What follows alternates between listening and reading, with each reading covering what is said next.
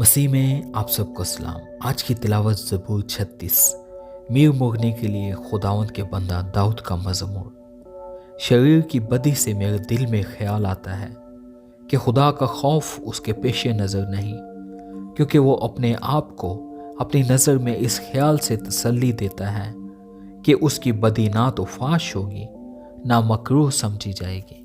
उसके मुंह में बदी और फरेब की बातें हैं। वो दानिश और नेकी से दस्तबरदार हो गया है। वो अपने बिस्तर पर बदी के मंसूबे बांधता है। वो ऐसी राह इख्तियार करता है जो अच्छी नहीं। वो बदी से नफरत नहीं करता। ऐ खुदावन, आसमान में तेरी शफकत है, तेरी वफादारी इफलाक तक बुलंद है।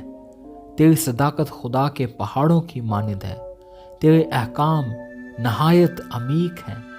ऐ खुदावन, तू इंसान और हैवान दोनों को महफूज रखता है। ऐ खुदा, तेरी शफकत क्या ही बेशकीमत है।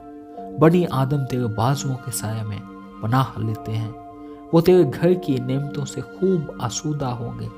तू उनको अपनी खुशनूदी के दरिया में से पिलाएगा, क्योंकि जिंदगी का चश्मा तेरे पास है। तेरे नूर की बदौलत हम रोशनी देखेंगे। तेरे पहचानने वालों पर तेरी शफकत दायमी हो और रास दिलों पर तेरी सदाकत। मगरूर आदमी मुझ पर लात ना उठाने पाए और शरीर का हाथ मुझे हाँक ना दे। बद किरदार वहाँ गिरे पड़े हैं, वो गिरा दिए गए हैं और फिर उठ ना सकेंगे।